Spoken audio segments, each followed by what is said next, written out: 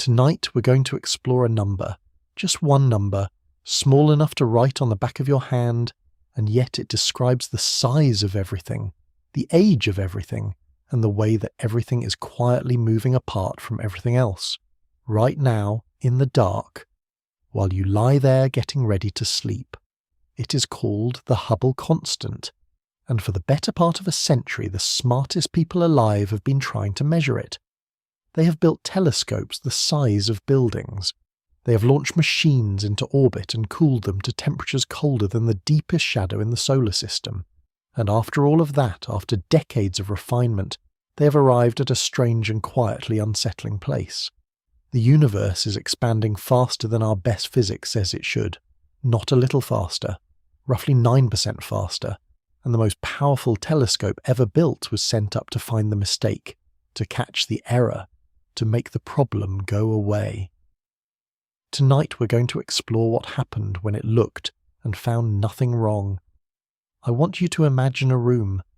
It is somewhere in Baltimore, on the campus of Johns Hopkins University, or perhaps down the road at the Space Telescope Science Institute, and it is late, because it is always late when data like this comes in. There is a man named Adam Riess sitting in front of a screen. He's in his mid-50s now. He has a Nobel Prize, which he won in 2011 for discovering that the expansion of the universe is not slowing down, as everyone expected, but speeding up. He is one of the 3 people on Earth who can genuinely say they found out something enormous about the cosmos and were proven right. And he is looking at a fresh set of measurements from the James Webb Space Telescope, and he is watching a crack in the universe refuse to close. He had reason to expect it might close. For years, the most persuasive objection to his work had been a technical one, a quiet accusation that his telescope simply could not see clearly enough, that the stars he was measuring were blurred together in a way that fooled him into an answer that was wrong. It was a reasonable worry. It kept a lot of careful people up at night, and now with Webb he finally had the sharp eyes to check, so he checked, and the answer came back the same. The universe really is expanding faster than the equations allow. The measurement was not the problem, which left only one other possibility, and it is the possibility that makes cosmologists go very quiet when you bring it up. If the measurement is right, then the model is wrong. Something about the way we understand the universe, from its first bright instant to this ordinary night, does not fit together. Riess put it as plainly as anyone could. With the measurement errors negated, he said, "What remains is the real and exciting possibility that we have misunderstood the universe. That is where we are going tonight. By the end of tonight, you will understand exactly how a single number came to describe the whole cosmos, and exactly why the 2 best ways of measuring it refuse to agree, not to a conclusion, because there is not one yet. We are going to the edge of what is known, to a 5 sigma disagreement written into the sky, to the place where the best model of the cosmos meets a fact it cannot explain. If you're watching this in bed tonight, go ahead and turn down your screen brightness, get comfortable, and let's spend the full night inside one of the strangest cracks in modern physics. There is nothing you need to do. There is nothing you need to solve. You can let the numbers wash over you the way you might let the sound of distant traffic or far-off rain settle you towards sleep. The universe has been expanding for nearly 14 billion years without your help, and it will keep expanding whether you follow every detail or drift off in the middle of a sentence. Either way, you're exactly where you need to be. Now let's begin. Let me tell you what the Hubble constant actually is, because everything tonight rests on it, and it is simpler and stranger than most people assume. When you look up at a distant galaxy, one of those faint smudges of light so far away that its glow left home before there were flowers on Earth, that galaxy is moving away from you. Not because it is flying through space in the ordinary way that a thrown stone flies through the air. It is moving away because the space between you and it is stretching. The galaxy is more or less sitting still in its own patch of the cosmos, and you're more or less sitting still in yours, and yet the distance between you grows, because the emptiness itself is expanding everywhere, all at once, in every direction, silently at this very moment. The classic way to picture this is a balloon. Imagine 2 small dots painted on the surface of a balloon, and then imagine someone slowly inflating it. The dots do not crawl across the rubber. They stay exactly where they were painted. And yet they drift apart because the rubber between them is stretching. That is the universe. The galaxies are the dots. Space is the rubber. And the Hubble constant is the rate of the stretching, a single number that tells you how fast the rubber pulls apart for every unit of distance you consider. The farther apart two dots are to begin with, the faster they separate, because there is more stretching rubber between them. A galaxy twice as far away recedes twice as fast. A galaxy 10 times as far recedes 10 times as fast.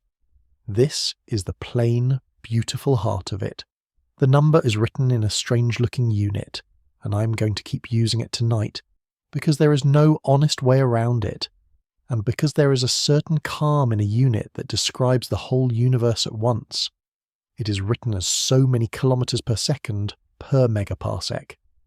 A megaparsec is a distance. 1 megaparsec is about 3¼ million light years, which works out to something in the neighbourhood of 19 quintillion miles. That is a 19 followed by 18 zeros. It is not a distance you can feel in your body. It is not a distance you can walk or fly, or even really imagine. It is the kind of distance that separates one galaxy from its neighbours. And the Hubble constant tells you that for every one of those megaparsecs of distance between you and some far-off galaxy, that galaxy is receding from you at a certain number of kilometers per second. If the number is 70, then a galaxy 3¼ million light-years away drifts off at 70 kilometers every second, and a galaxy 10 times farther drifts off at 700 kilometers every second, and so on, out and out, faster and faster, until at some enormous distance the galaxies are receding faster than light itself can cross the widening gap, and they slip beyond the edge of anything we could ever see or reach. That edge is real. It is out there tonight. And the Hubble constant is the thing that sets it. Tonight we're going to sit with that number for a long while, so it is worth understanding just how much it holds. So the number matters. It sets the size of what we can observe. It sets the rate at which the observable universe is emptying out as galaxies slide past that horizon. And because you can run the expansion backward as easily as forward, it sets the age of everything. If space has been stretching at a known rate, you can rewind the film and ask how long ago every point in the universe was pressed together into the same searing instant. That instant is what we call the Big Bang, and the Hubble constant tells you how long ago it happened. A faster expansion means a younger universe, because it took less time to stretch things this far apart. A slower expansion means an older one. So this single number, this one figure you could write on your hand, is quietly holding the age of the universe, the size of the universe, and the ultimate fate of the universe, all at once. No one expects a single number to carry that much weight, and yet it does.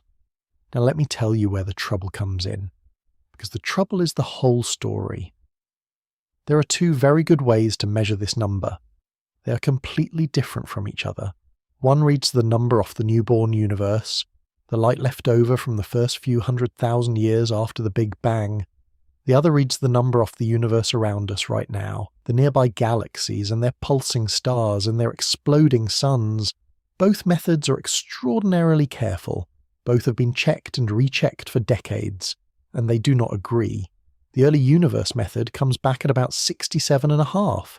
The local universe method comes back at about 73. And the gap between them, roughly 5.5 in these units, refuses to close. 5.5 might sound like almost nothing. It is not. Because both measurements have become so precise, so tightly pinned down, that neither of them has room to move toward the other. Their error bars, the little margins of uncertainty that surround every real measurement, do not overlap. They sit apart with a clear empty space between them, and that empty space is the mystery. In the language of physics, the disagreement has reached what they call 5 sigma.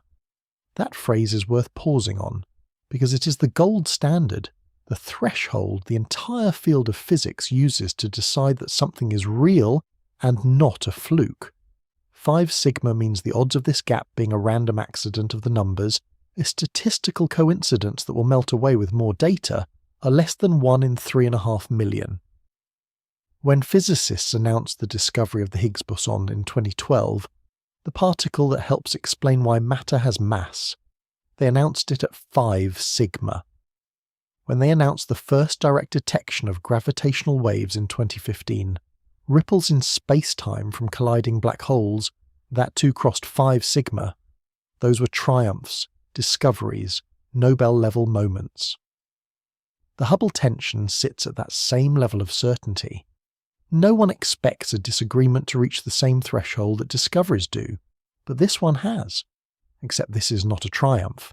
This is a disagreement. 2 ways of measuring the same universe, both trusted, both refined for years, both crossing the threshold of certainty and pointing at 2 different answers. By the end of tonight, you will understand why this is not a small thing, and why it will not simply go away. But I want to slow down here, because the disagreement of 5.5 in these units does not stay small when you stretch it across the real universe. The observable universe has a radius of about 46 billion light years, which is something like 270 billion trillion miles. Across a span like that, a 9% difference in how fast everything's moving apart is not a rounding error. It is the difference between one cosmic history and another. It is the difference between a universe that is 13.8 billion years old and a universe that is closer to 12.6 billion years old. And that difference, that missing 1.2 billion years, causes a genuine problem, because there are stars out there, ancient globular cluster stars that have been dated to nearly 13 billion years old. If the universe is only 12.6 billion years old, then some of those stars would have to have formed within a few hundred million years of the Big Bang itself, which strains everything we think we know about how stars come to be.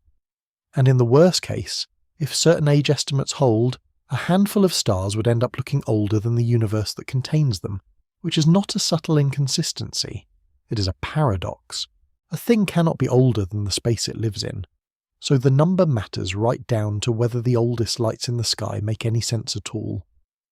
Now, in fairness, the ages of those very old stars carry their own uncertainties, 5 or 10%, sometimes more, because dating a star means modelling the slow burn of its interior over billions of years, and those models have wobble in them too. So most careful astronomers would not say the conflict is airtight, that we have definitely found stars older than the universe. What they would say is quieter and stranger. If the higher expansion rate is correct, the universe becomes uncomfortably young, and the oldest stars become uncomfortably close in age to the universe itself, close enough that they would have had to form almost immediately after the Big Bang, in the first few 100 million years, before there was much time for the raw ingredients of stars to gather and cool and collapse. It is not quite a contradiction. It is a tightening, a squeeze, a place where 2 independent measurements, the age of the universe from its expansion and the age of its oldest stars from their glow, are pressed so near to each other that there is barely room left between them. And when 2 entirely separate ways of measuring time in the cosmos start to crowd against each other like that, it is one more sign, quiet but real, that something in the picture is not sitting quite right. Tonight we're going to trace this argument all the way back to its root, because it is older than any telescope now in orbit. In 1929, at the Mount Wilson Observatory in the hills above Los Angeles, an astronomer named Edwin Hubble published a short paper that changed the shape of the universe. He had plotted the distances to 24 galaxies against the speed at which they appeared to be moving away, and he saw a pattern. The farther a galaxy was, the faster it fled. That relationship, that simple straight line, was the first real evidence that the universe is expanding. Before Hubble, most people, including Einstein, assumed the universe was static, unchanging, eternal, the same size forever. Hubble's line said otherwise. It said the universe has a history.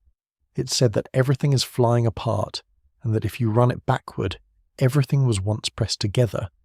It is not too much to say that the Big Bang begins as an idea we could actually test with that plot. But here is a detail that ought to keep you humble about the whole enterprise. Hubble's first value for the constant was around 500. 500 in the same units where the modern answer is around 70.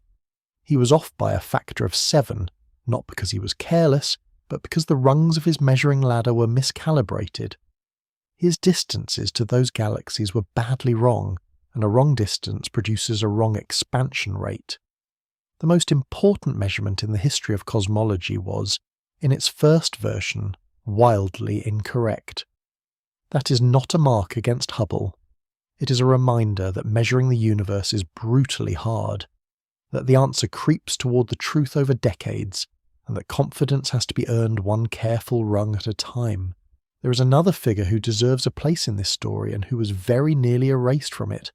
2 years before Hubble, in 1927, a Belgian priest and mathematician named Georges Lemaître had already worked out the same relationship, the same expanding universe, the same constant tying distance to recession speed. He published it in French, in a journal that few of the leading astronomers of the English-speaking world happened to read, and when his paper was later translated into English in 1931, the key passage, the very equation that derived his constant, was quietly left out of the translation. For a long time the omission was a small mystery, hinting at some deliberate suppression. It now appears that Lemaître himself made the cut, perhaps out of modesty, perhaps deferring to Hubble, who by then had the observations to back the idea up. Whatever the reason, the man who first derived the expansion of the universe let his own priority slip away, and the history books recorded a law under a name that was not entirely his to hold alone. It is a quiet lesson tucked inside the loud story. The universe keeps its own secrets, and sometimes the people who find them help keep them too. For most of the 20th century, the fight over the Hubble constant was not the delicate 5 sigma disagreement we have today. It was a brawl. 2 towering astronomers dominated the middle decades of the century and disagreed with each other by a factor of 2. On one side stood Allan Sandage, the heir to Hubble's own program, who spent his career defending a value of around 50. On the other stood Gerard de Vaucouleurs, equally brilliant, equally stubborn, who insisted the answer was around 100. 50 against 100, not a 9% gap, a doubling. And both men had access to the finest telescopes of their era, and both were meticulous and both were sure, and they disagreed with each other for 30 years. It got personal, it got bitter. People took sides the way people take sides in a family feud, and careers were built and defended in the trenches of the argument. The disagreement was not gentle.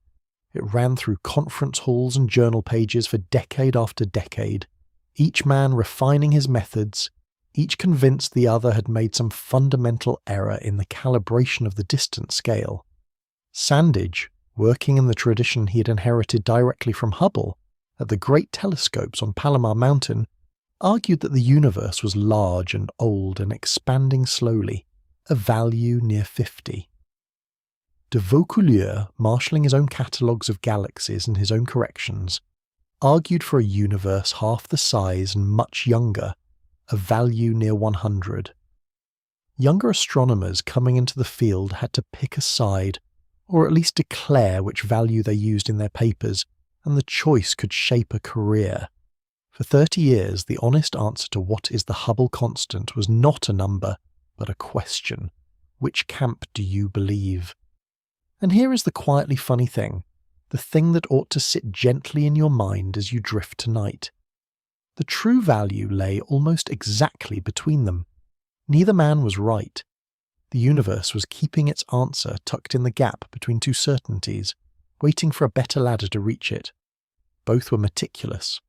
Both had spent their lives on the problem, and both were undone, in the end, not by carelessness, but by the sheer difficulty of measuring distances across the void with the tools of their time tools that could not yet reach far enough or see clearly enough to settle the matter.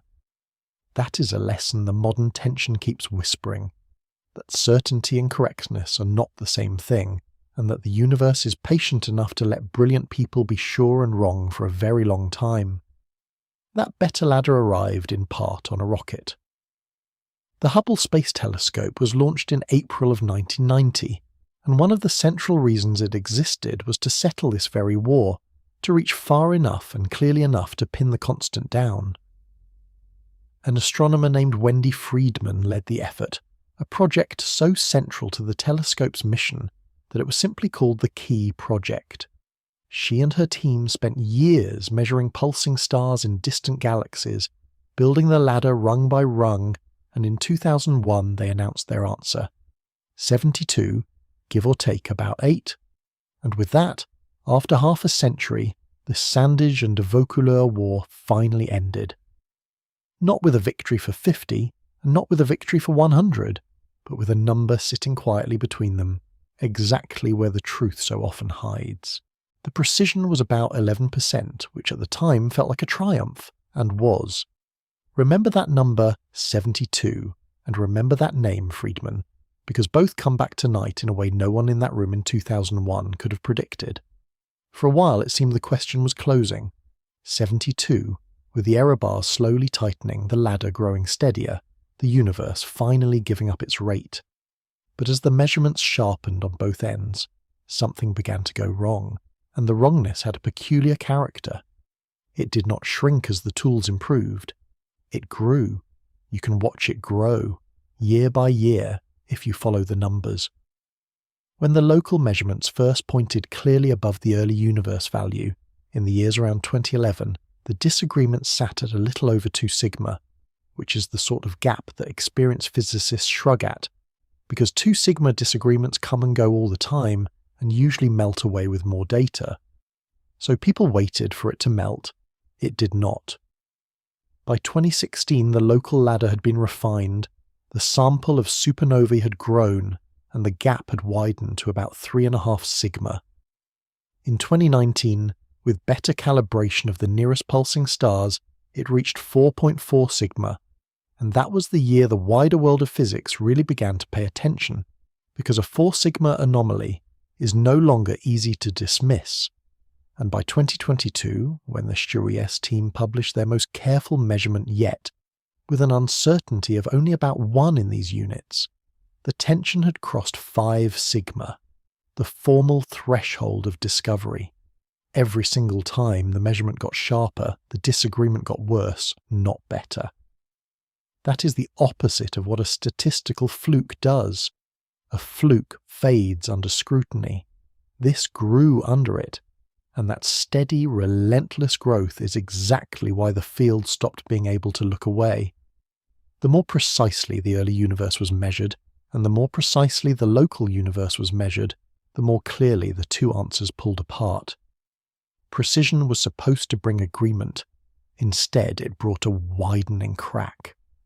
And to understand why, we have to look closely at each of the 2 camps, because they are not measuring the number the same way at all. One reads it from the ashes of the beginning, the other reads it from the living sky around us. Tonight we're going to walk through both, slowly, and you will see why they cannot both be right, and why that is either a mistake no one has found in 20 years, or the most important clue in modern physics. Tonight we're going to start with the early universe, the camp that gives the lower number, around 67.5. This measurement comes from light that is almost as old as time. When the universe was very young, it was not the cold, dark ocean of space we know now. It was a searing, dense fog, a plasma of bare particles so hot and so crowded that light could not travel through it. A photon born in that fog would fly a tiny distance and immediately smash into a free electron over and over, so that the whole universe was opaque, glowing, trapped in its own brightness like the inside of a star. This lasted for about 380,000 years. And then, as the universe expanded and cooled, it crossed a threshold. The temperature fell to around 3000 Kelvin, which is roughly 4900 degrees Fahrenheit, cool enough at last for the bare nuclei and electrons to settle together into the first neutral atoms. And the moment the atoms formed, the fog cleared. Suddenly there were no more free electrons to scatter the light, and every photon that had been trapped in that glowing plasma was released, free to fly in a straight line, and most of them have been flying ever since. That light is still here. It fills the entire sky in every direction, a faint whisper of microwave radiation that we call the cosmic microwave background. It is, quite literally, a photograph of the universe when it was 380,000 years old, a baby picture of everything, taken at the instant the universe became transparent. When you tune an old television to an empty channel and see static, a small fraction of that snow, that hiss, is this very light, the afterglow of the Big Bang landing on your antenna. It is the oldest light there is. Nothing older can ever be seen, because before that moment the universe was opaque. This is the wall at the edge of sight, and it glows. The European Space Agency built a satellite called Planck, and one of its jobs was to photograph that wall in exquisite detail, mapping the tiny variations in its temperature across the whole sky. And they are tiny. The temperature of that ancient light is almost perfectly uniform, hovering just a few degrees above absolute zero, and it varies from one patch of sky to another by only about 1 part in 100,000. Fluctuations so small they amount to a few 100,000ths of a degree. But those minuscule hot and cold spots are not noise. They are fossils. They are the frozen imprints of sound waves, pressure waves that rippled through the primordial plasma during those first 380,000 years. In that early fog, gravity pulled matter together into denser knots, and the pressure of the trapped light pushed back out, and the tug of war set up waves, actual waves of compression and rarefaction rolling through the plasma like sound rolling through air.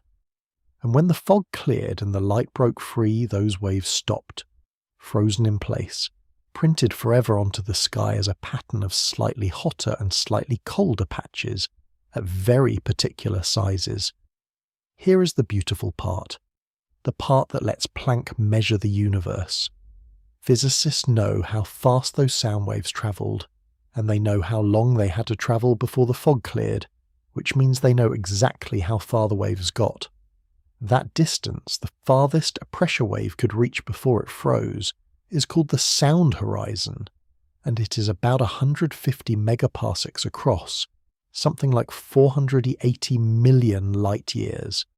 It is a ruler of known length, printed across the entire sky, frozen into the oldest light in existence.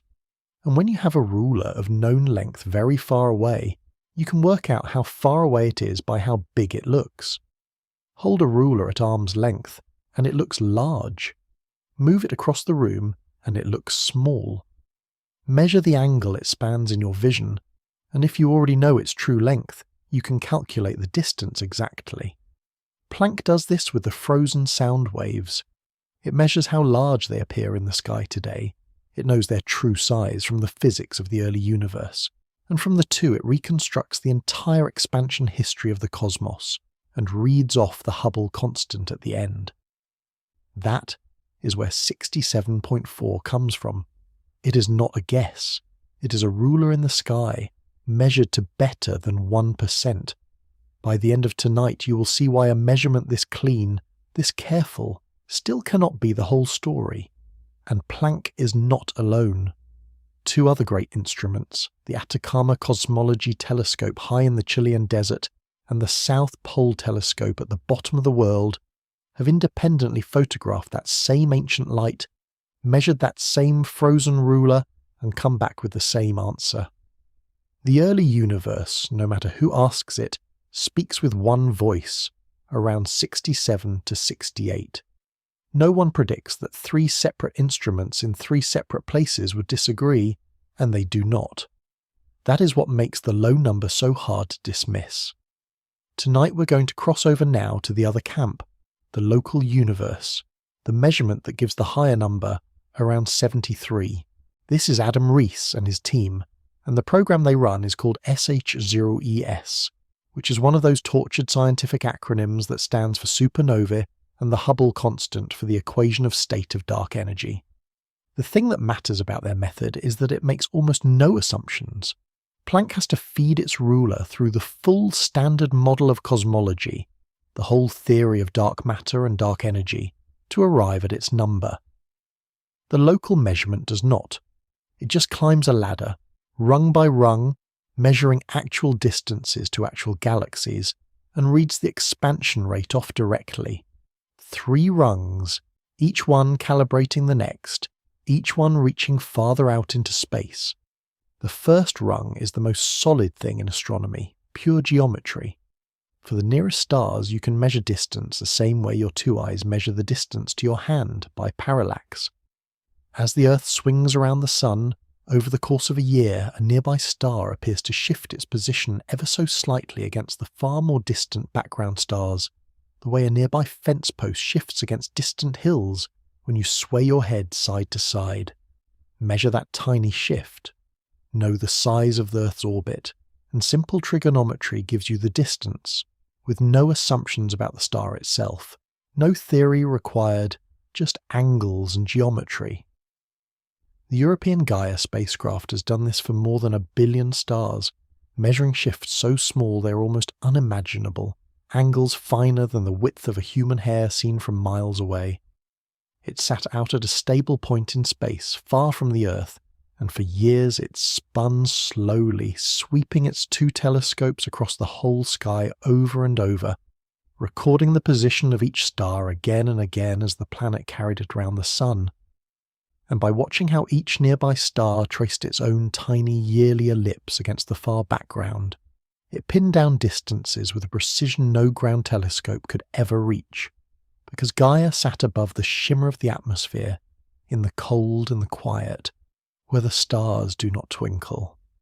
For the local ladder, Gaia measured the distances to about 75 pulsing stars right here in our own galaxy, and calibrated the very bottom rung to about 1%. 1% on the nearest stars, from nothing but the geometry of the Earth's orbit and the patience of a spinning spacecraft. But parallax has a hard limit, and the limit is the whole reason the ladder needs more rungs. The farther away a star is, the smaller its yearly wobble becomes, until at some distance the shift is simply too tiny to measure, drowned in the noise.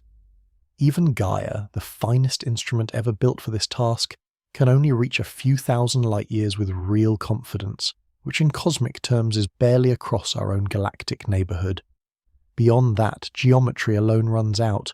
The angles shrink below anything you can catch, and so the first rung, for all its purity, only takes you a tiny way into the dark.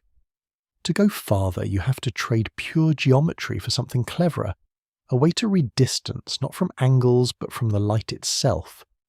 That first rung, built on nothing but geometry, is where the whole ladder is anchored to solid ground, and everything above it depends on getting it exactly right, because an error at the bottom of a ladder travels all the way to the top. The second rung climbs on the backs of a very particular kind of star, and its story begins with a woman most people have never heard of. Around 1908, at the Harvard College Observatory, an astronomer named Henrietta Swan Leavitt was working as what they called a computer, one of the women hired to do the painstaking labour of measuring stars on photographic glass plates, star by star, plate by plate, for very little money and even less recognition.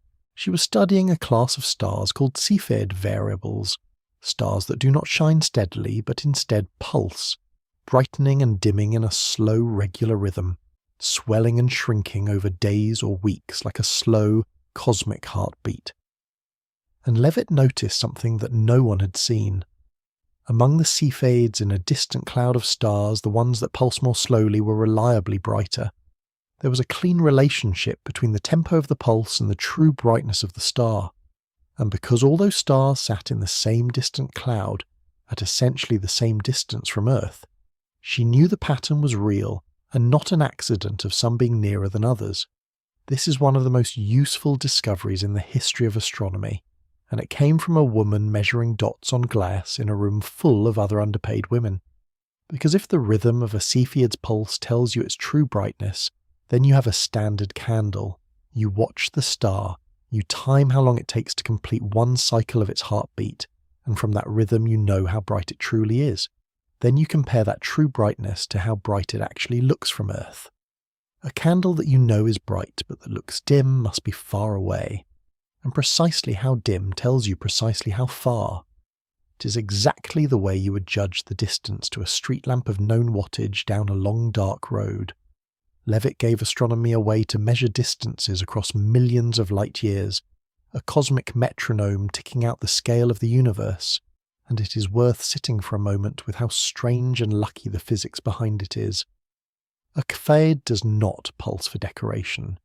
Deep inside the star, a layer of helium keeps flipping back and forth between two states, absorbing heat and trapping it, then releasing it, in a slow, rhythmic valve that makes the whole star swell and shrink, brighten and dim, over a cycle that can run from a day or two up to a couple of months.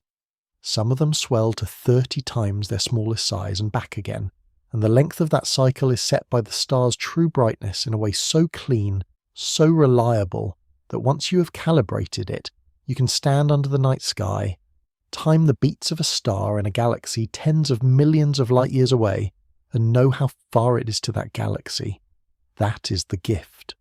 A woman with a magnifying glass and a stack of glass plates found a heartbeat that measures the universe. It took decades for the astronomical world to fully credit her, and she died before the depth of what she had given it was widely understood. But every rung of the modern ladder still rests on Leavitt's law, and so does the number at the heart of tonight's mystery. Cepheids can be measured out to about 50 megaparsecs, something like 163 million light-years, far enough to reach a good number of galaxies, but not nearly far enough to measure the smooth expansion of the universe on its own. For that you need a third rung and a brighter candle. The third rung is the brightest reliable candle in the cosmos, and it is a death. A Type Ia supernova. In certain binary systems, a dead star called a white dwarf, the cooling ember of a star like our Sun, slowly pulls matter off a companion star. The white dwarf grows heavier and heavier until it reaches a critical limit, about 1.4 times the mass of the Sun, a threshold called the Chandrasekhar limit, and at that limit, it can no longer hold itself up. It detonates in a thermonuclear runaway, a single blinding explosion that for a few weeks can outshine its entire host galaxy of 100 billion stars. And here is the crucial thing. Because the explosion is triggered at almost exactly the same mass every single time, it releases almost exactly the same amount of light every single time. The trigger is always the same, so the brightness is always the same, with a small correction that astronomers have learned to make by watching how quickly the light fades. A Type Ia supernova at its peak is roughly 5 billion times brighter than the Sun. That means you can see it across billions of light years, a standard candle bright enough to reach out into the smooth flow of the expanding universe, far enough that the galaxies are carried purely by the stretching of space itself. That critical limit, the 1.4 solar masses at which the white dwarf can no longer hold itself together, has a name, the Chandrasekhar limit, and it is named for a young physicist who worked it out on a long sea voyage from India to England in the early 1930s, calculating in his head and in his notebooks the point at which a dead star can no longer resist its own gravity. It is one of the reasons these explosions are so useful. Because the trigger is set by a fixed law of physics, the same everywhere in the universe, every one of these white dwarfs detonates at essentially the same mass, and therefore with essentially the same brightness. It is as if nature manufactured a factory line of identical bombs and scattered them across the cosmos, each one going off with the same flash, so that all you have to do is measure how bright the flash looks from here to know how far away it went off.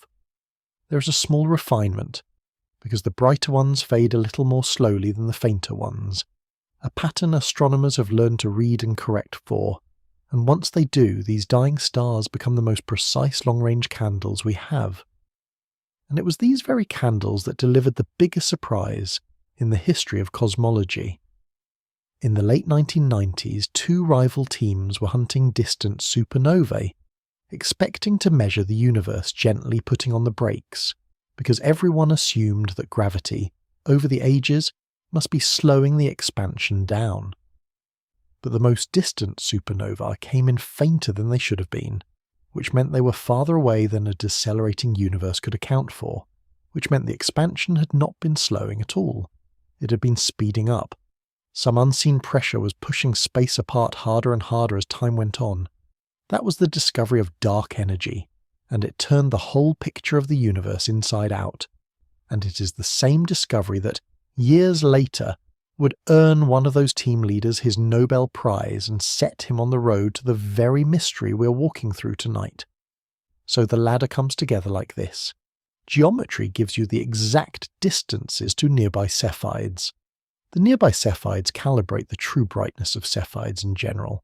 Cepheids in nearby galaxies calibrate the true brightness of the Type Ia supernovae that happen in those same galaxies, and then the supernovae, now calibrated, carry the measurement out into deep space, into hundreds of far-off galaxies riding the smooth expansion, where you can finally read the Hubble constant off directly. 3 rungs, geometry, then heartbeat stars, then dying suns. And when Riess and the JWST team climbed that ladder with the Hubble Space Telescope, using around 300 supernovae calibrated by Cepheids in dozens of host galaxies, they arrived at their number. 73.04, with an uncertainty of about 1 in 2022. And that number, measured directly from the living universe, sits stubbornly, cleanly, 5 sigma away from the number Planck reads off the newborn sky. By the end of tonight, you will understand why nobody has been able to push those two numbers together. There is one more anchor in this ladder worth knowing, because it is so clean it feels almost like cheating in the best way. There is a galaxy called NGC 4-8, also known as M106, about 25 million light-year away. At its centre is a supermassive black hole, and orbiting that black hole is a thin disk of gas that happens to glow with a very particular kind of microwave light, a natural laser called a maser. Astronomers can track those bright points of master emission as they orbit, measuring their positions and their speeds, and even their accelerations with extraordinary precision, using a technique that links radio telescopes across the whole planet into one enormous virtual eye. And from the pure geometry of that orbiting disk, from Kepler's laws applied to gas circling a black hole, they get a distance to that galaxy, accurate to about 1.5%, with no reference to any star, no Cepheid, no supernova, no assumption about how bright anything ought to be. It is as close to laying a tape measure across 25 million light-years as physics currently allows. And that geometric anchor helps hold the whole local ladder to the ground. This matters, because when the argument gets heated, this is one of the places both sides agree the measurement is clean. So now you can see the shape of the standoff. The early universe, read from the frozen sound waves in the oldest light, says 67.4. The local universe, read from geometry and heartbeat stars and dying suns, says 73, and there is more. A completely independent method, using the way that massive galaxies bend and split the light of distant quasars behind them, a technique that touches none of the Cepheids and none of the supernovae, comes back at around 73.3, agreeing with the local ladder. That is a vote for the high number from a method that shares almost nothing with the others. And so the two camps do not merely disagree. Every method that measures the nearby universe seems to come back high, and every method anchored to the early universe comes back low, and they do not overlap, and they do not average out, and the gap is not shrinking, it is widening. No one expects two such different roads to lead to two such different answers. But they do. There is, though, a third voice in this argument, and it is a careful, cautious, deeply respected voice, and it belongs to that same Wendy Friedman who ended the old war in 2001. She has spent recent years running her own program, using a completely different standard candle, one that does not depend on Cepheids at all. Her method looks at old red giant stars, and at a particular moment in their lives called the helium flash. When an aging, low-mass star has burned through enough of its core, it reaches a point where the helium in its centre ignites all at once, in a sudden flash, and because this flash always happens at essentially the same core mass, the star reaches almost exactly the same brightness at that moment, no matter which star it is or where it lives. Astronomers call it the tip of the red giant branch, because on a certain chart of stars it shows up as a sharp edge, a tip that marks a constant brightness you can use as a candle. And it is beautiful precisely because it is independent. It leans on completely different stars, completely different physics than the Cepheid ladder. If it agreed exactly with the Cepheids, that would be powerful confirmation. If it disagreed, that would be a warning. And when Friedman turned the tip of the red giant branch on the problem, her number came back lower than Riess. Around 70, sometimes a little below, sometimes a little above, but noticeably short of 73 and uncomfortably close to the early universe value. And this is where the human drama sharpens, because it is not a story of one careful scientist against one careless one. It is two careful scientists, both with clean methods, both with long careers of getting hard things right, looking at the same universe and getting different numbers. Friedman has said, plainly, that she does not think we yet have the evidence to unambiguously conclude there is a tension. She has pointed out that every method is haunted by systematic errors, some of which may be entirely unknown, hiding in the calibrations, waiting to be found. And she has an argument that deserves real respect, an argument that gets stronger, not weaker, the more closely you look at her own most recent data, which is exactly what we are going to do. By the end of tonight, you will see that this disagreement is not laziness on anyone's part, and not stubbornness, but the honest friction of two rigorous approaches to an impossibly hard measurement. And you will see why the field could not just settle it by shouting. They needed better eyes. They needed to reach farther and see clearer and check the one objection that would not go away, and that is why they built the machine, and that is where we turn now. Tonight we're going to follow the telescope that was supposed to end the argument, and watch what it found when it looked at the crack up close. For years there was one objection to Riess and his ladder that would not die, and it was a good objection, the kind that a careful scientist raises against another careful scientist, not out of spite, but out of honesty. It was called the crowding problem. Here is the worry. The Cepheids that James relies on are not sitting alone in empty space. They live inside galaxies, packed among countless other stars, often in the bright, busy, star-forming regions where these young pulsing stars are born. And the Hubble Space Telescope, for all its brilliance, has a limited sharpness. When it looks at a Cepheid in a galaxy tens of millions of light-years away, that star does not appear as a clean, isolated point of light. It appears as a small smear, and mixed into that smear is the light of its neighbours, the glow of other stars crowded so close that Hubble cannot fully separate them. It is like trying to read the brightness of a single candle flame in the middle of a bonfire. The extra light from the neighbours leaks into your measurement and makes the Cepheid look brighter than it truly is. And a Cepheid that looks too bright is a serious problem, because brightness is distance. If a Cepheid looks brighter than it should, you conclude that it is closer than it really is. And if you systematically think every distant Cepheid is a little too close, then you conclude that the whole universe is a little smaller than it is, and a smaller universe expanding at a fixed observed speed implies a higher expansion rate. In other words, crowding, if it were bad enough, could push the local Hubble constant spuriously high.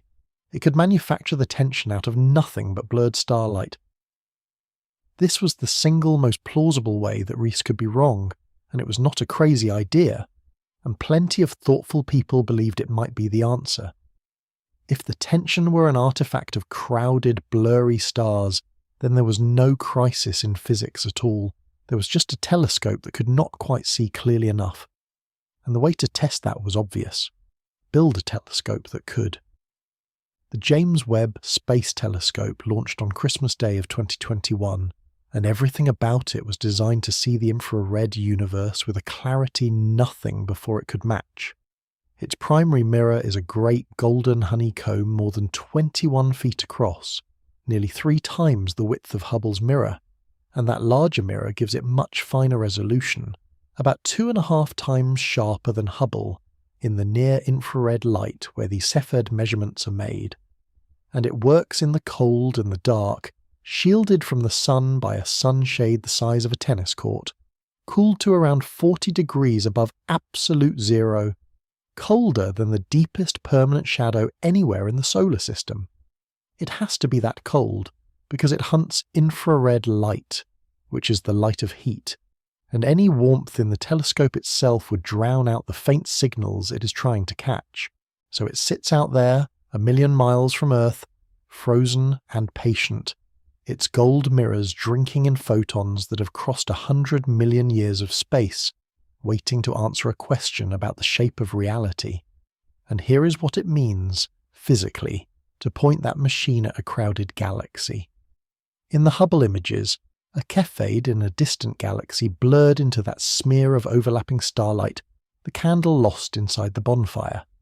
In the Webb images of the exact same field, that same Cepheid separates cleanly from its neighbours. The bonfire resolves into individual candles.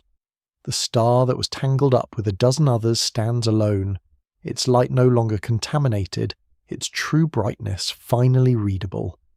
That was the whole point. If crowding had been fooling Hubble, then Webb, seeing clearly where Hubble saw a blur, would measure the Cepheids as fainter and therefore farther, and the local Hubble constant would drift down toward the early universe value, and the tension would soften or vanish, and everyone could relax. It was a genuine test. It could have gone either way. No one expects a telescope built to close a controversy to end up deepening it, and yet that is exactly what happened. That is what makes it worth telling. The first results came in the autumn of 2023, in a paper with the almost cheeky title Crowded No More. Riess and his team had used Webb to observe more than 300 Cepheids in the anchor galaxy NGC 4228 and in another nearby galaxy, across multiple observations and multiple filters, comparing them directly against the Hubble measurements of the same stars. And the improvement in clarity was dramatic. The scatter in the measurements, the fuzziness that comes from crowding and noise, dropped by a factor of 2.5. Individual Cepheid measurements went from being accurate to about 20% to being accurate to about 7%.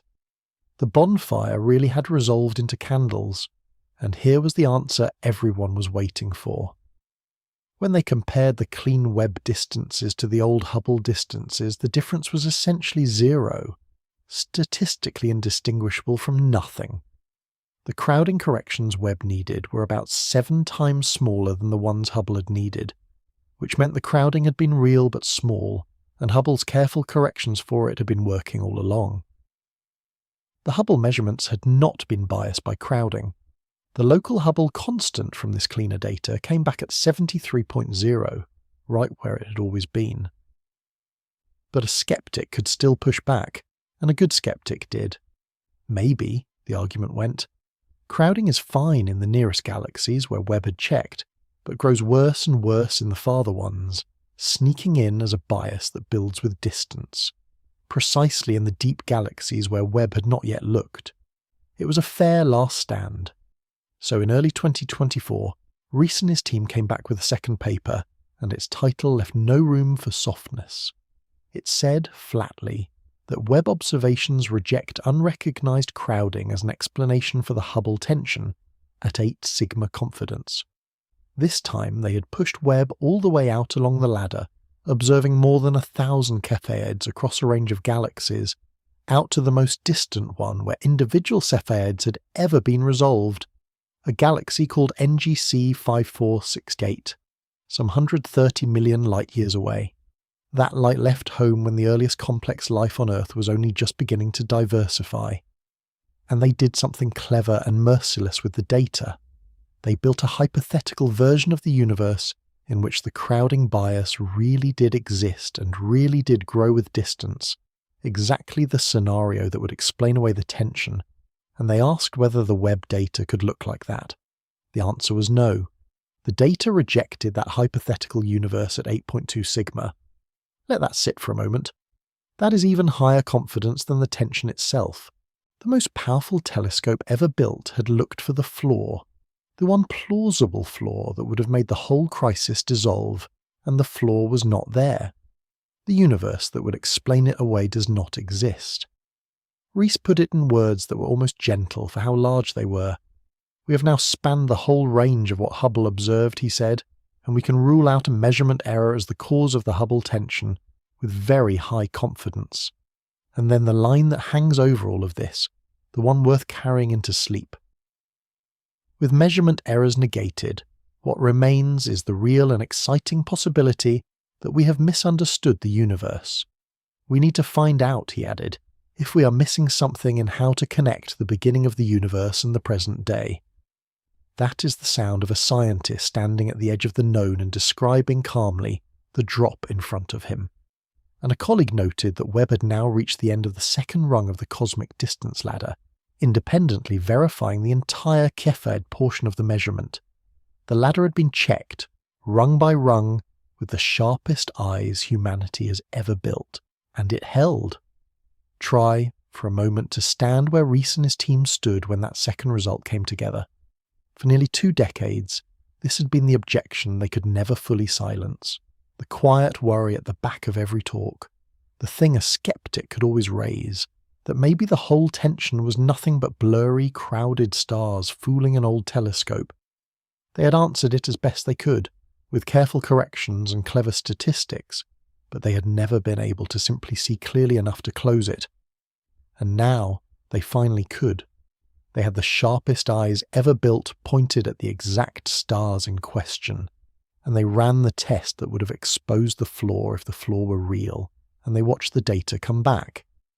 If crowding had been the answer, the numbers would have shifted, the tension would have eased, and a certain kind of relief would have washed through the field, the relief of a false alarm, the comfort of the standard model holding after all.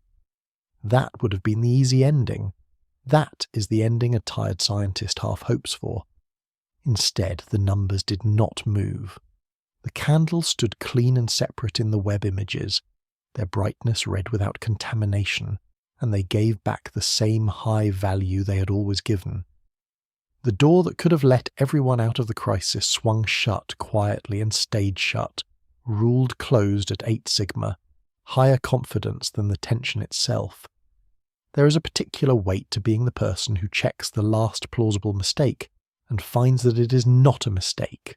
It is not triumph, it is not disaster, it is something stranger and heavier, the feeling of realizing that the universe itself, and not your instrument, is the thing that does not fit. I want to pause here, in the quiet just after that result, because there is something worth feeling in it, and it is not fear exactly, though it has a cousin of fear in it. It is the particular vertigo of a door closing. For years, the community had a comfortable exit from the crisis. It might all be a mistake, they could say. It might be the crowding. It might be the blur. Give us a better telescope and the problem will melt. And then the better telescope came, and the problem did not melt, and the exit quietly closed, and everyone found themselves still in the room, with the crack still in the wall, and now no easy way to explain it away. When Webb found nothing wrong, the field did not celebrate. It went very still. By the end of tonight, you will understand why that stillness matters more than any triumph would have, because a measurement you cannot dismiss is a measurement you have to believe, and if you believe it, then the universe is telling you something about itself that your best equations cannot yet say. This does not mean every possible mistake has been ruled out. Science is never that tidy, and it should not be. There are still honest questions. Perhaps the relationship between a Cepheid's pulse and its brightness depends subtly on the chemical makeup of the star, on how much iron and heavy elements it carries, and perhaps that dependence is not perfectly corrected across galaxies with different compositions. Perhaps the type Ia supernovae are not quite as uniform as we hope, and there are hidden subpopulations with slightly different true brightnesses depending on the kind of galaxy they explode in. Perhaps the calibration of the red giant tip that Friedman relies on has its own small offset. These are the seams that careful people keep pulling at, and they should, because that is exactly how the crowding question got resolved, by refusing to assume and insisting on checking. But the single most likely mistake, the crowding, the one that could have accounted for the whole gap, has now been closed off at 8 sigma. And that changes the weight of the conversation. It shifts the burden. It is no longer enough to wave a hand and say it is probably a systematic error somewhere. Now you have to point to the specific error and show it, and no one has. Which brings us to the harder and stranger territory, the territory that opens up once you take the measurement seriously. If the universe really is expanding faster nearby than the early universe predicts, then something in our model of the cosmos is incomplete, and the model in question, the one that has to bend or break, is called Lambda-CDM. It is the standard model of cosmology, and it is one of the great triumphs of the human mind. The lambda in the name stands for the cosmological constant, the mathematical term that represents dark energy, the mysterious pressure driving the expansion to accelerate. The CDM stands for cold, dark matter, the invisible mass that outweighs all the ordinary matter in the universe by more than 5 to 1, and whose gravity holds galaxies together. This model, with just a handful of numbers, describes an astonishing range of observations. It matches the clustering of galaxies across the sky. It matches the detailed pattern of that ancient microwave light.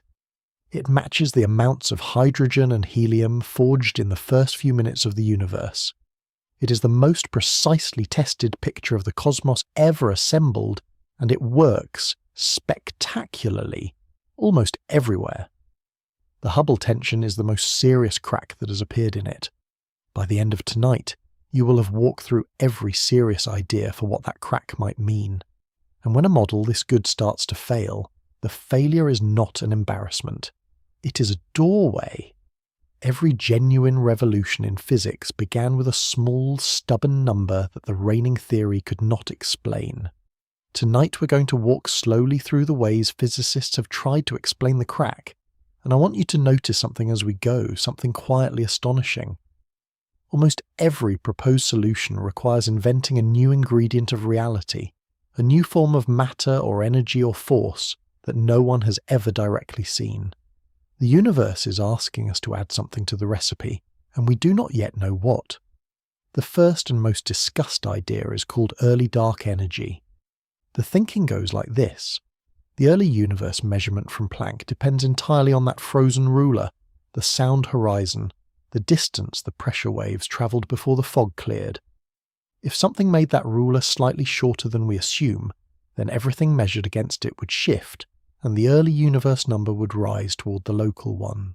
So imagine that for a brief window in the very early universe, before the atoms formed, there was an extra kind of dark energy, a new field of energy that flared up, pushed the expansion along a little faster for a short time, and then faded away, decaying into nothing before it could leave any other trace.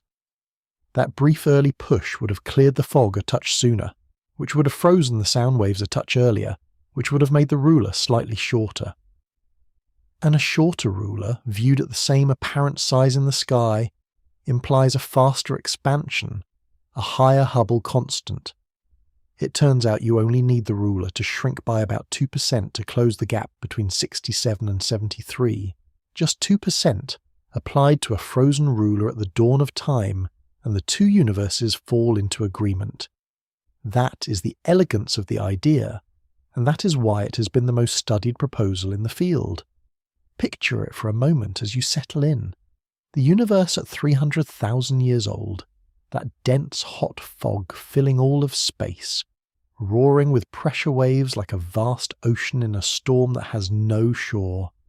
And now imagine an invisible extra energy woven through that fog, threading between the particles, pushing everything apart just slightly faster for just a little while. The fog thins a fraction sooner, the waves freeze a fraction earlier, and the ruler they leave behind, printed across all of creation, is 2% shorter than it would have been. Every distance we measure against that ruler, billions of years later, inherits that 2% shift. It is a whisper at the beginning of time that changes the answer at the end of it. That is early dark energy, and it is a genuinely beautiful idea. Its trouble is that when you add it in, it tends to disturb other things. It can worsen a separate, quieter disagreement in the model, having to do with how clumpy the matter in the universe is, a mismatch called the S8 tension. The most recent data from the microwave telescopes and from a giant new survey of galaxies has squeezed the early dark energy models hard, leaving them less room than they once had. It solves one crack and tends to open another. There is a deeper reason this happens, and it is worth understanding, because it shows how tightly bound the whole picture is. The ancient light does not just tell us the expansion rate, it tells us all at once how much matter there is, how it is arranged, how strongly it will clump together as the ages pass. These quantities are laced together in the equations, so that you cannot reach in and change one without tugging on the others. When early dark energy shrinks the frozen ruler to lift the expansion rate, it also, as a side effect, tends to make the universe want to clump a little more strongly than the galaxy surveys actually show. So you fix the expansion, and you break the clumping. That is not a flaw in anyone's cleverness. It is the model refusing to be adjusted in only one place, insisting that everything it describes hangs together. And that insistence is, in a strange way, reassuring, because it means the real answer, when it comes, will have to be something that respects all the connections at once, something honest enough to satisfy the whole web of measurements, and not just the one we're staring at. No one predicts a fix should be this stubborn, and yet every fix seems to be. A second idea is called dark radiation, and it is related. Our current recipe for the universe includes 3 kinds of neutrinos, those nearly weightless ghost particles that stream through everything, through the Earth, through your body, trillions of them every second, almost never touching anything. What if there were more of them than we think?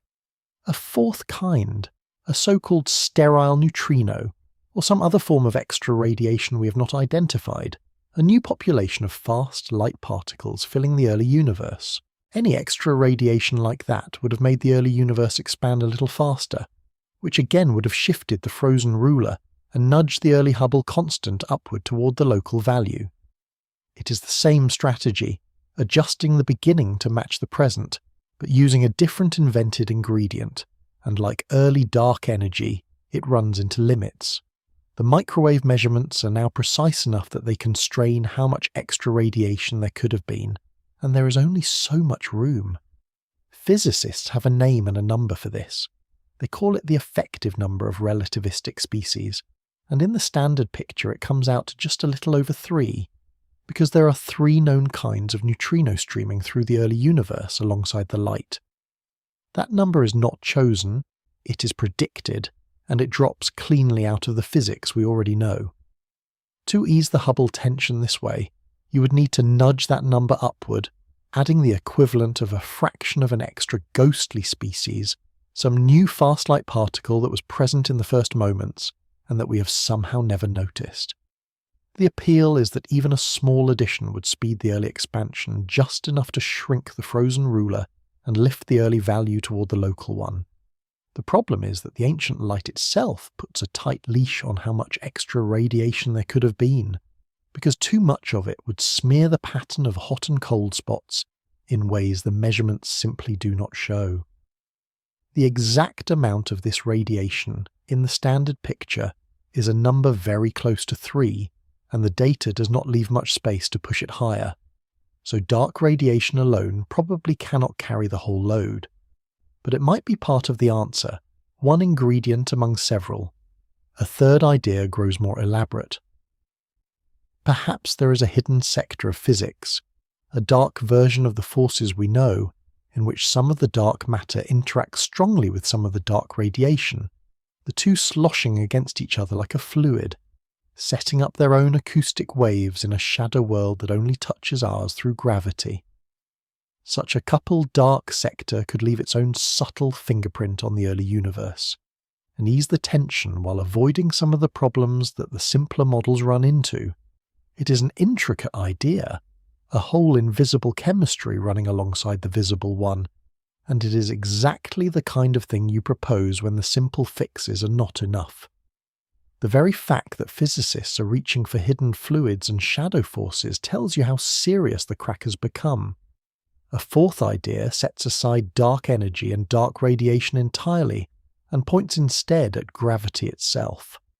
All of Lambda-CDM assumes that Einstein's theory of gravity, general relativity, is exactly correct on the larger scales, the scales of the whole universe.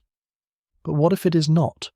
What if gravity behaves slightly differently across those enormous distances, a little weaker here, modified there by some extra field woven into the fabric of space-time? A modified theory of gravity could change the way the early universe measurement translates into a Hubble constant, shifting the value without touching the amount of matter or radiation at all. This is a deep and radical move, because general relativity is one of the most beautifully confirmed theories in all of science, tested again and again for a century and never once caught in an error. To modify it, you need a very good reason.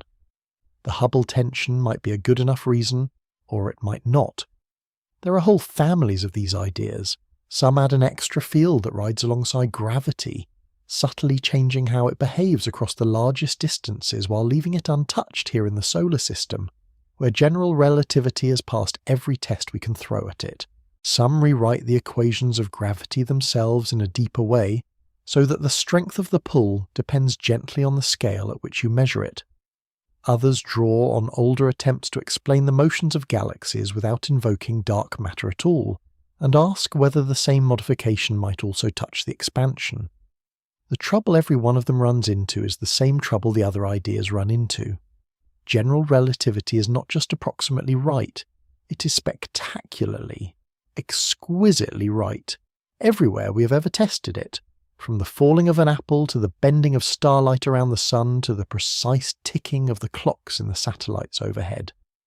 Any change you make has to be invisible in all those places and only reveal itself out at the scale of the whole cosmos, and that is an extraordinarily narrow needle to thread.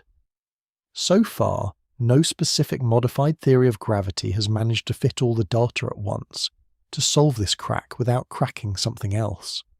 But the door stands open, because history has walked through that door before, and we will come back to that. A fifth idea shifts the timing. Instead of changing the very early universe, what if we change the more recent universe? Say by having a fraction of the dark matter slowly decay away over billions of years, dissolving into radiation, thinning out the cosmos over time, and altering the late history of the expansion.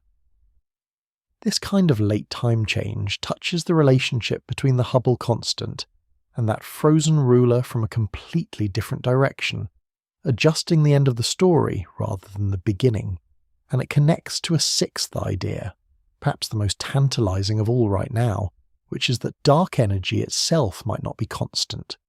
This is worth slowing down for, because it is where the newest data is pointing, and where the story bends towards something genuinely open. The cosmological constant, the lambda in the model, describes dark energy as a fixed, unchanging property of space, the same density of repulsion in every cubic inch, at every moment, forever. That is the simplest assumption, and it has held up for a long time. But it is only an assumption. What if dark energy is not constant? What if it was stronger in the distant past and is weakening now, or evolving in some other way as the universe ages? If dark energy changes over time, then the whole expansion history bends, and the number you infer for the Hubble constant can shift. And in 2024 and 2025, a vast new instrument called DESI, the Dark Energy Spectroscopic Instrument, which has been mapping the positions of millions of galaxies to trace the expansion across billions of years, began to hint at exactly this. When its data was combined with the ancient microwave light and with catalogues of supernovae, a preference emerged at around 3 to 4 sigma for dark energy that was stronger in the past and is now weakening. Not a constant.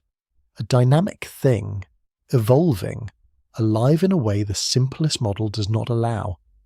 Now, 3 to 4 sigma is tantalizing but not yet decisive. It is not the 5 sigma that would make it a discovery. And different catalogues of supernovae, combined with the same galaxy data, give different levels of significance, which is exactly the kind of wobble that tells you a signal is real enough to chase, but not yet solid enough to trust. Some researchers have gone so far as to argue that this evolving dark energy could dissolve the Hubble tension outright, and a paper in 2025 made that very claim using the galaxy data alone. Others pushed back hard, pointing out that the galaxy measurements by themselves cannot fully replace the direct local ladder, that the resolution depends on the exact way you write the equations, that it is too soon to declare victory. This is what live science sounds like, up close. Not a settled verdict, but a genuine argument among serious people about what the newest data actually means. And it is happening right now in real papers, in real debates tonight while you drift. No one predicts where the argument will settle, only that it has not settled yet. It is worth understanding what DESI actually did, because it is a marvel in its own right. It is an instrument bolted to a telescope in Arizona, and it carries 5,000 tiny robotic fibers, each one able to swing independently and lock onto the light of a single distant galaxy, so that in one exposure it can capture the spectra of 5,000 galaxies at once. Night after night it has done this, building a 3-dimensional map of millions of galaxies stretching back billions of years, and the thing it reads in that map is a faint ruler of its own, a subtle preferred distance between galaxies left over from those same primordial sound waves that froze into the ancient light. By measuring how big that ruler looks at different distances, at different ages of the universe, DESI can trace how the expansion has changed over cosmic time, and when its second great release of data came out in the spring of 2025, and its map of the ruler was laid against the ancient light and against the catalogues of supernova, the best fit was not a universe with a perfectly constant dark energy. It was a universe in which dark energy appears to have been somewhat stronger in the past and is now gently weakening. If that holds, it means the simplest assumption at the heart of the standard model, that the repulsion of empty space is a fixed constant, forever the same, is not quite right. It means dark energy has a history, and a dark energy with a history is a very different thing to reckon with than a dark energy that is simply a number, because a thing that changes can, in principle, bend the expansion in ways that might soften the Hubble tension, or might open some new mystery beside it. That is why this DESI result set the whole field talking, and why the arguments over it are so alive. There is a 7th possibility, and it never goes away, and it deserves its honest place. Perhaps, despite everything, it is still a systematic error, some subtle flaw not in the crowding but somewhere else in the ladder, in the metallicity corrections for the Cephids, in the uniformity of the supernovae, in a calibration no one has yet caught. This is Friedman's position, essentially, held with care and with reason. Every method is haunted by errors, some unknown, and 30 years of the old Hubble wars taught the field to be humble about certainty. And here is the part of her case that is genuinely striking, the part that makes it more than caution. In her own most recent work, using Webb, she measured the Hubble constant 3 different ways, with 3 independent kinds of stars in the same set of galaxies, and her 3 methods did not agree with each other. Her red giant tip method and another method based on a different class of aging stars came in low, agreeing with each other to better than 1%, near 68 to 70. But her Cepheid measurement in the very same galaxies came in about 4 higher, up near 72, close to Riess. 3 methods, 1 dataset, and they scatter across the whole width of the tension. That is a remarkable thing, and Friedman said the honest thing about it. That is telling us, she noted, that there is some systematic error in one or more of the distance methods. If your own 3 rulers, laid against the same wall, give you 3 different lengths, then at least one of your rulers is lying. And until you know which, you cannot be fully sure of any of them. She has said, carefully, that she does not think we can just declare the Hubble constant to be 73. When she combined her 3 methods, she landed near 70, in that uneasy middle ground between the 2 camps, and Riess for his part pushed back with equal care, suggesting that a study of such a small sample of supernovae gives a somewhat misleading impression, that the distance measurements themselves seem under control, but the sample is too thin to overturn the larger result. 2 Nobel-caliber careful scientists looking at the same clearest data ever taken and drawing different conclusions from it. This is not a flaw in science. This is science working exactly as it should, in the fog at the edge of the known, where the honest answer is that we are not sure yet. By the end of tonight, you may find that the not being sure is the most comforting part of all, because the universe does not owe us a clean answer on our schedule. It has kept its secrets for 14 billion years.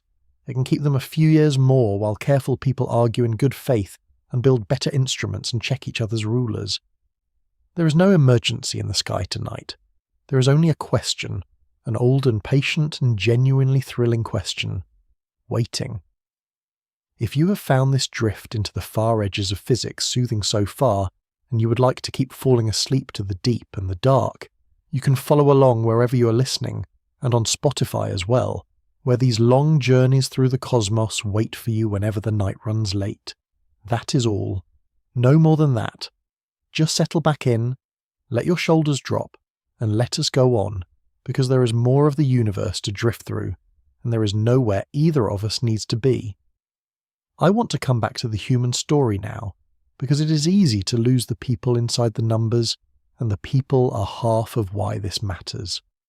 Think about Adam Riess for a moment, the arc of one life inside this crack. He was born just before the end of the 1960s in Washington. He studied physics, earned his doctorate, and as a young man in the mid-1990s joined a team hunting distant supernovae, trying to measure how the expansion of the universe was slowing down. Everyone expected it to be slowing down. Gravity pulls. The universe is full of matter. The matter should be putting on the brakes, gradually reining in the expansion, and the only question was how fast. That was the assumption going in. And in 1998, his team, along with a second team working independently, found the opposite. The distant supernovae were fainter than they should have been, which meant they were farther away than they should have been, which meant the expansion was not slowing down at all. It was speeding up. Something was pushing the universe apart harder and harder as time went on. That something is what we now call dark energy, and its discovery earned Riess and his colleagues the Nobel Prize in Physics in 2011. Sit with the shape of that career for a moment, because it is almost unbearably fitting.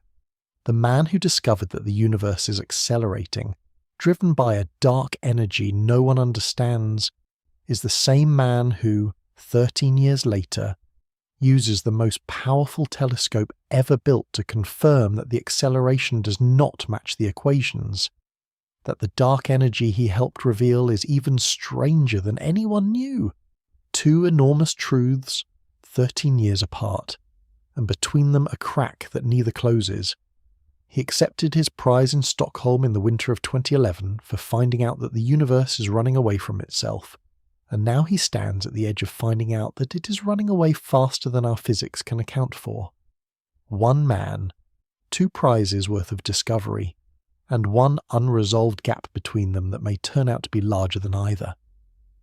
And across the argument from him stands Wendy Friedman, and their disagreement is the modern echo of a much older one. Friedman is the astronomer who ended the last great war over this number, who in 2001 gave the world 72 and closed the 50-year feud between Sandage and Vaucouleurs. She is Canadian and American, a professor at the University of Chicago, and she has spent her life measuring exactly this quantity with exactly this kind of care. She's not a contrarian for its own sake. She is the person who, more than almost anyone, has earned the right to say slow down, we're not sure yet. And so the field finds itself with a strange symmetry. The two great figures of the last Hubble War, Sandage and de Vaucouleurs, disagreed by a factor of 2 for 30 years, and both were wrong, and the truth sat between them. Now Riess and Friedman disagree by a far smaller margin, but with far sharper tools, and the question hanging over the whole field is whether this too will resolve into some quiet middle, or whether this time one side is measuring something genuinely new about the universe. There is a melancholy detail in the older story that I find myself returning to. Allan Sandage, who defended 50, died in 2010. Gerard de Vaucouleurs, who insisted on 100, died in 1995. Neither of them lived to see Webb. Neither lived to learn that the number they had fought over for 3 decades of their lives turned out to be around 67, if you look at it one way, and around 73 if you look at it another, sitting almost exactly in the middle of their old feud and refusing even now to settle on a single value. They spent their careers certain, and the universe outlasted their certainty, as it outlasts everyone's. There is something in that worth carrying gently into the dark. The people who study the cosmos give it their whole lives, and the cosmos takes those lives and keeps its answer a little longer, and hands the question, unfinished, to the next set of careful hands. One more thing about the human shape of this, because it holds a quiet irony. The name of Riess's program, JWST, stands for a search meant to pin down the equation of state of dark energy, to nail down the properties of that mysterious repulsion he had helped discover. The whole point of measuring the Hubble constant so precisely was to understand dark energy better. And the great irony is that instead of pinning dark energy down, the measurement has thrown it further into question than ever, raising the possibility that dark energy is not constant, that it evolves, that our entire picture of the 95% of the universe we cannot see is more provisional than we let ourselves believe. He set out to measure a thing precisely, and the precision revealed that we do not understand the thing at all. That is not failure. In physics, that is very often exactly what discovery feels like from the inside. You aim a sharper instrument at a familiar problem, expecting confirmation, and the sharpness reveals a crack that the blur had been hiding all along. And here I want to widen the frame, because the Hubble tension does not stand alone. It sits beside an older, deeper embarrassment in physics, one so severe that it makes the 9% gap look almost polite by comparison. It is the problem of the cosmological constant itself, the value of dark energy, the energy of empty space. When physicists try to calculate from the quantum theory of fields how much energy should be woven into the vacuum into truly empty space with nothing in it, the theory hands back an answer that is enormously, catastrophically larger than what we actually observe. Not off by a factor of 2, like the old Hubble War. Not off by 9%, like the tension. Off by a factor of 10 followed by 120 zeros. A 1 with 120 zeros after it. That is the gap between what our best quantum theory predicts for the energy of empty space and what the universe actually contains. It has been called, without much argument, the worst theoretical prediction in the entire history of physics. Our equations for the vacuum are wrong by more than any equation has ever been wrong about anything, and yet those same equations are, in other respects, the most accurately tested ideas humans have ever devised. We understand the vacuum well enough to build the modern world on it, and we do not understand it at all, so place the Hubble tension in that company. We already know we do not understand dark energy at the level of 120 orders of magnitude, and now a second, independent crack has opened in our picture of the expanding universe, and it may well be a second symptom of the same deep ignorance. A second place where the thing we call dark energy refuses to behave the way our neat mathematics demands. No one expects the universe to hand us 2 of its deepest mysteries in the same corner of physics, and have them be unrelated. They may be two windows into the same dark room, and we are only beginning to guess at the shape of what is inside. There is one more quiet tension I should name, the one that keeps tripping the proposed solutions. Alongside the Hubble tension, there is a second, softer disagreement in the Standard Model, having to do with how clumpy the universe is, how strongly matter has gathered itself into structures under gravity.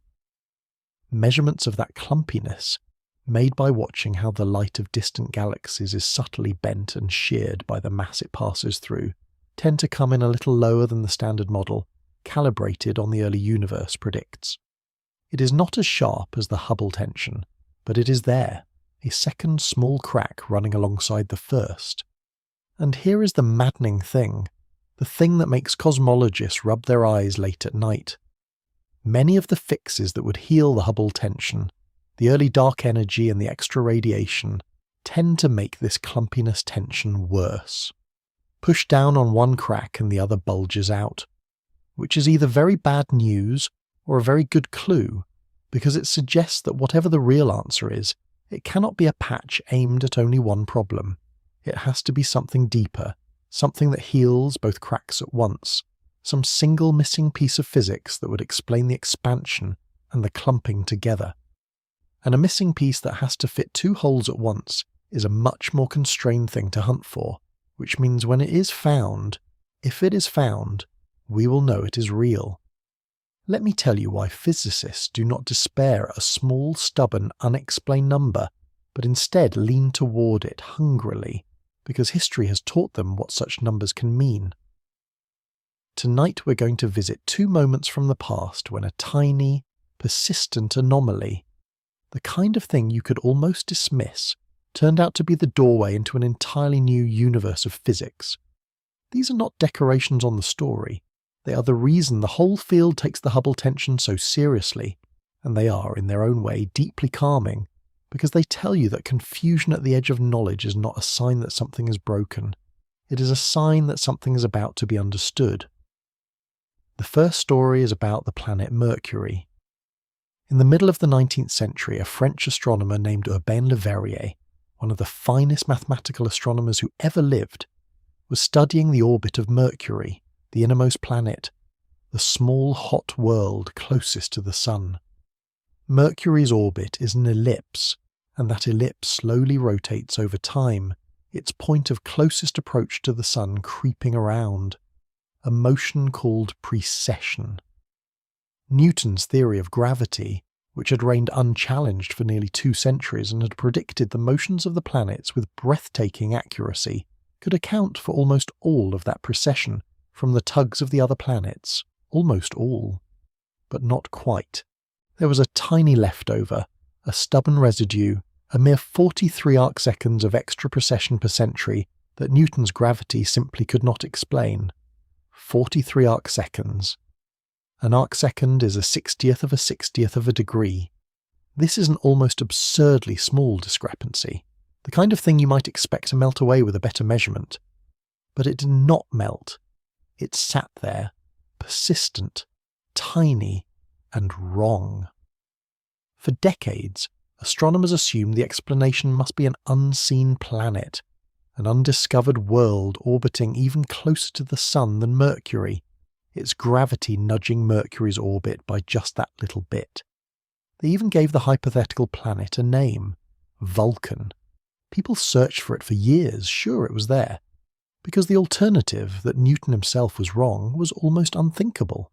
Newton was not wrong. Newton could not be wrong, and yet Vulcan was never found, because Vulcan did not exist.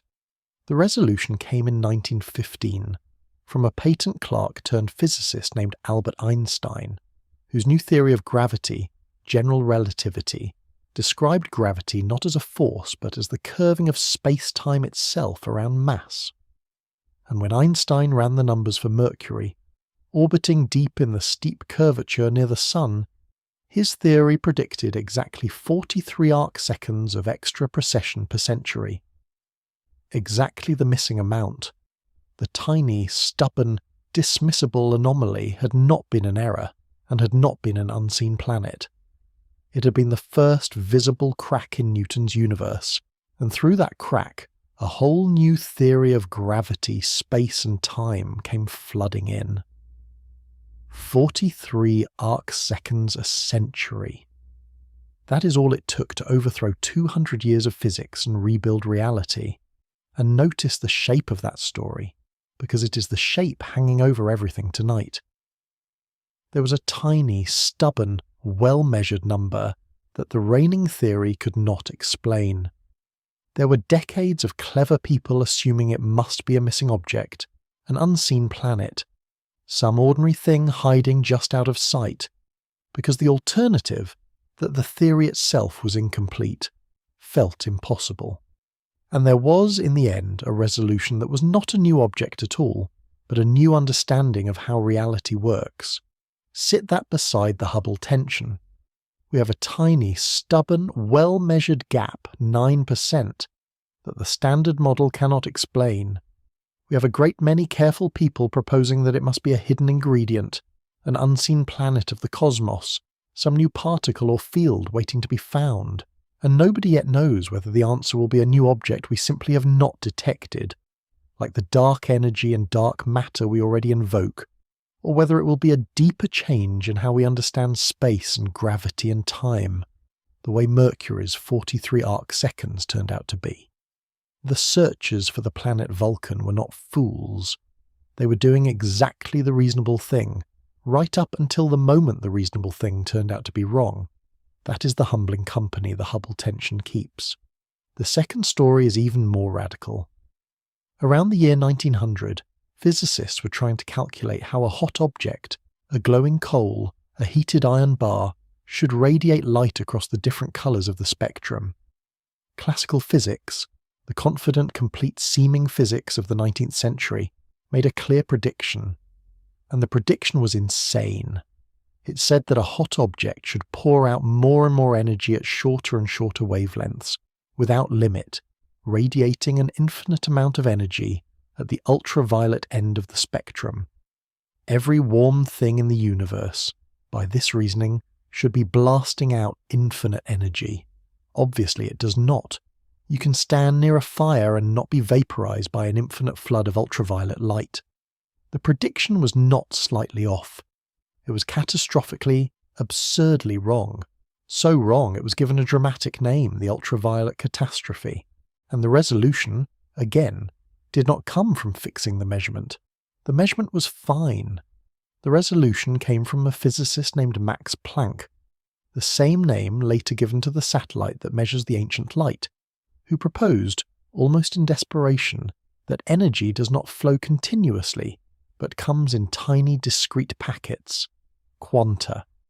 That single strange assumption, made to escape an impossible prediction, was the seed of quantum mechanics.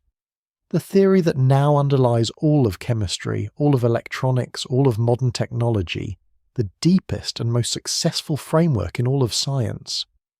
Once again, a measurement the reigning framework could not explain turned out to signal not a mistake in the data, but a mistake in the framework itself. The universe was not broken. Our picture of it was too small. That is the lineage the Hubble tension belongs to, or might. A small, persistent, well-measured number that the reigning theory cannot explain. 9% holding steady, refusing to close, confirmed now by the sharpest telescope ever built. It might in the end turn out to be a systematic error after all, some subtlety in the ladder that a future measurement will expose, and the standard model will absorb the shock and stand. That happens too. Not every anomaly is a revolution, but it might instead be the 43 arc-seconds of our century, the ultraviolet catastrophe of our age, the small stubborn fact that will not fit, until someone finds the larger idea that makes it fit, and in finding it, remakes our picture of the cosmos. The people alive right now, arguing over this number, do not know which it will be. That is precisely what makes it one of the most exciting places to stand in all of science. They are living inside the uncertainty before the answer, in the fog where every real discovery begins. By the end of tonight, the argument will not be resolved. because it is not resolved anywhere, not in any paper, not in any lab. But you will know how the resolution, when it comes, is likely to arrive, and it will arrive through new eyes, new instruments already being built and launched and turned toward the sky. Let me take you through them, because they are the future of this question, and there is something restful in knowing that even now machines are being ready to answer it while the rest of us sleep. There is Euclid, a European space telescope launched in the summer of 2023, already out there mapping the shapes and positions of billions of galaxies across 10 billion years of cosmic history, tracing the way the universe has expanded and clumped, hunting for the signature of dark energy and any hint that it changes over time. Its great catalogues are only beginning to come in, and over the next few years they will pour a flood of new data onto exactly this question. There is the Vera Rubin Observatory, high in the Chilean mountains, a telescope with a camera the size of a small car, which will photograph the entire visible southern sky over and over, night after night, catching millions of changing objects, including a vast harvest of supernovae, building a statistical picture of the expanding universe so large that the old uncertainties may finally shrink. There is the Nancy Grace Roman Space Telescope being readied by NASA, which will observe those Type Ia supernovae in the infrared with a precision that should sharpen the local end of the ladder dramatically. Each of these is a new eye opening on the same old question, and together they will either drive the two camps into agreement, at last, or drive them so far apart that new physics becomes undeniable. And then there is the most elegant future measurement of all, and I have saved it for last because it is the closest thing to a clean answer that physics can imagine. It uses gravitational waves when two dead stars, two neutron stars, the ultra-dense cores left behind by ancient supernovae, spiral together and collide. They shake the fabric of space-time itself, sending out ripples that spread across the universe at the speed of light, ripples so subtle that detecting them at all is one of the great achievements of modern science. And here is the beautiful thing. The pattern of those ripples, the way they rise and fade, encodes directly how far away the collision was. Not through Cepheids, not through supernovae as candles, not through any ladder of calibrations at all, but straight from the physics of the wave itself. Astronomers call these events standard sirens, because instead of a standard brightness, they carry a standard sound, a gravitational tone whose loudness tells you the distance with no assumptions about any star. Measure the distance from the wave, measure the recession speed from the light of the galaxy where the collision happened, and you get the Hubble constant cleanly with none of the ladder's accumulated uncertainties. It has been done once already. In 2017, astronomers detected the first collision of two neutron stars in both gravitational waves and light at the same time, and from that single event they extracted a value for the Hubble constant. It came in around 70, with error bars wide enough to be consistent with both camps, too imprecise to decide the argument. One siren is not enough, but as the gravitational wave detectors improve, and as a proposed new observatory, the Einstein telescope, comes online in the years ahead, they will catch not one such collision but hundreds, and each one will be an independent, ladder-free, assumption-like measurement of the expansion rate. When we have 1,000 standard sirens instead of one, the fog will thin. The clean measurement will land somewhere, near 67 or near 73 or somewhere no one expects, and it will not care which camp it comforts, because it owes nothing to either ladder. It will simply tell us the truth. That is coming. It is being built right now. And it is one of the quietly hopeful facts you can carry into sleep tonight, that the answer is not lost, that it is only not yet arrived, that patient machines are already listening for the sound of colliding stars that will finally settle the size and age and fate of everything. Tonight we're going to leave you with the vastness of what rides on this, so that you feel the weight of it as you drift, not as a burden, but as a kind of awe. The fate of the universe itself depends on the nature of the dark energy tangled up in this question. If dark energy is truly constant, unchanging, the simple lambda of the standard model, then the universe expands forever, gently accelerating, the galaxies drifting ever farther apart, the stars slowly burning out over hundreds of trillions of years until the last star in the last galaxy exhausts its fuel and goes dark, and the cosmos settles into a vast cold black silence, every island of light having slipped forever beyond the sight of every other. They call it the heat death, or the big freeze, and it is a quiet ending, a slow fading into dark, unimaginably far in the future. But if the newest hints are right, if dark energy is not constant, if it evolves, then even that ending is uncertain. If dark energy were to strengthen without limit, the expansion could accelerate so violently that in the far future it would tear apart first the clusters of galaxies, then individual galaxies, then solar systems, then planets, then in the final instance the very atoms themselves, a scenario grimly named the Big Rip. And if instead, as some of the DESI data faintly suggests, dark energy is weakening, then the far future bends towards some other shape entirely, perhaps a slow recollapse, perhaps an endless gentle drift no one yet knows. The point is not to fear any of these endings, all of which lie unthinkably beyond any human timescale. The point is that the 9% we're arguing about tonight, that stubborn little gap between 67 and 73, is a clue to which of these fates the universe is actually headed toward. We are not merely measuring how fast things move apart.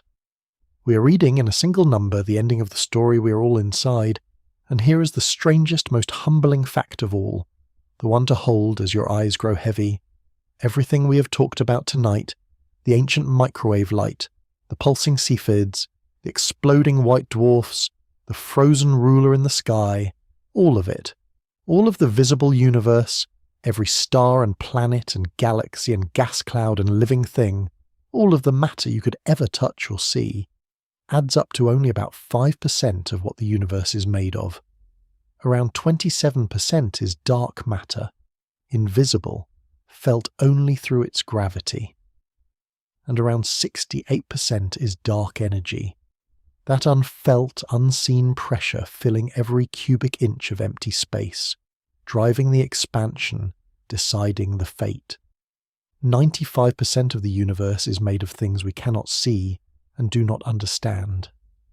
And the Hubble tension is a crack running straight through the heart of that 95%, a place where the darkness is telling us, in the only language it has, that our picture of it is incomplete. We are 95% in the dark, and we have just discovered, with the sharpest eyes we have ever built, that even the little we thought we understood does not quite add up. So let this settle over you now, softly, the way the oldest light in the universe settles softly over the whole sky, everywhere, all at once, faint and patient and ancient. The universe is expanding tonight, in every direction, silently, carrying the galaxies apart. It is expanding faster than our best physics says it should, by about 9%, and the most powerful telescope ever built has looked as hard as it can look and found no mistake in the measurement. Which means that somewhere in the equations, or in the dark energy, or in the fabric of gravity itself, there is a piece we do not yet have. And there is nothing frightening in that. There is only the oldest and best feeling in all of science, the feeling of standing right at the edge of the known, in the fog, before the answer, with the question glowing in front of you like the light of a distant galaxy that left home before there were flowers on the earth. Let the roll call carry you down into sleep now, 3 things drifting apart in the dark. The first is the universe itself, expanding this very moment, stretching the emptiness between every galaxy and every other, pulling the far lights past the edge of sight, moving faster than it should, faster than the equations allow, an engine of pure space unwinding in every direction at once, carrying everything gently away from everything, and it will keep expanding all through the night whether we understand it or not, patient and silent and vast, doing the one thing it has done since the beginning, which is to grow, The second is the small band of people standing at the edge of that mystery, the scientists. Riess with his ladder and his clean, sharp web images. Friedman with her red giants and her careful doubt. The teams reading the ancient light. The ones building the telescopes not yet launched and listening for the collisions of stars not yet detected. They're awake somewhere right now, or asleep and dreaming of the number, arguing in good faith at the frontier of the known. And they do not have the answer either, and that is exactly why they are the ones we trust, because they are honest about the fog, and they keep walking into it anyway, one careful measurement at a time on our behalf. And the third is you, here in the dark, at the small, warm centre of your own patch of the expanding universe, drifting now towards sleep, safe and still while everything unimaginably far away rushes silently apart. You do not have to solve the crack in physics tonight. You do not have to hold the number, or choose a camp, or finish the thought. You only have to let go, and let the vast slow expansion carry you the way it carries the galaxies, gently, without effort, out into the dark and the quiet and the deep. The universe has been keeping it secret for nearly 14 billion years. It will keep it a little longer, and it will still be there in the morning, still stretching, still glowing, still faintly, beautifully wrong. Sleep well tonight. The universe is running away faster than anyone can explain, and you get to rest right here in the middle of the mystery. Good night.